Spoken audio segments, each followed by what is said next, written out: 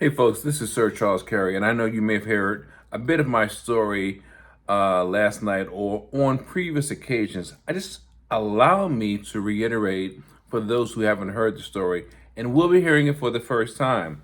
You know, my story is no different than a lot of people from the perspective of what's so hard about being you. You know, that's my topic. What's so hard about being you? So here's the story. Many of us were told the same things growing up: go to school, get good grades so you can get the good job, right? Well, the truth of the matter is, I did that. I did that to the best of my abilities, and it didn't work out that great for me.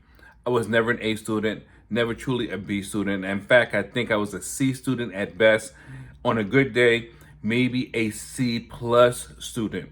And what makes my story so significant and how I know that you can relate to this or should be able to relate to this and how you can benefit from this teaching is because there's so many of us that have gone to school, regardless of the grade, we've got a degree or we've focused on a certain area of expertise, and yet we're still not even working in that specific area.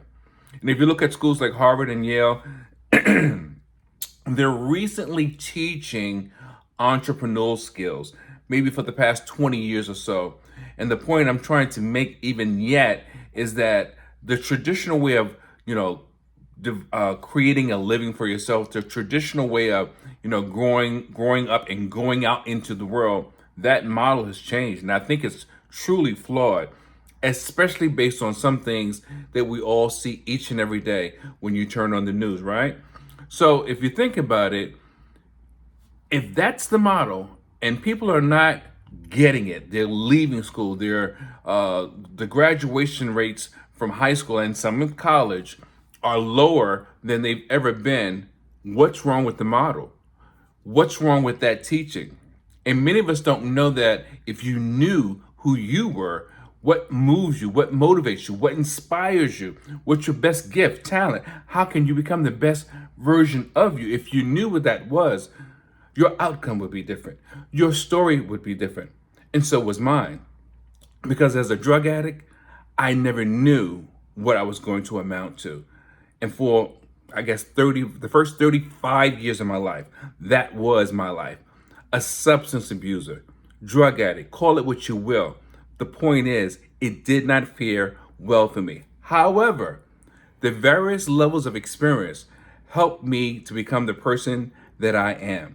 I call it the training ground because the training ground is exactly what you're going to have to experience to find your niche, to find, where you fit in the world, to find how to take that thing that you think you should do and refine it. I had a post the other day that said, school is not about finding your education or your gift. It's about refining your education and your gift. And that's the same thing here. And you have to understand that if you don't know who you are, it's going to be very difficult for you to fit in where you need to be, because there's always someone waiting to hear your story the way you tell it. And there's always someone willing to learn from what you have to offer.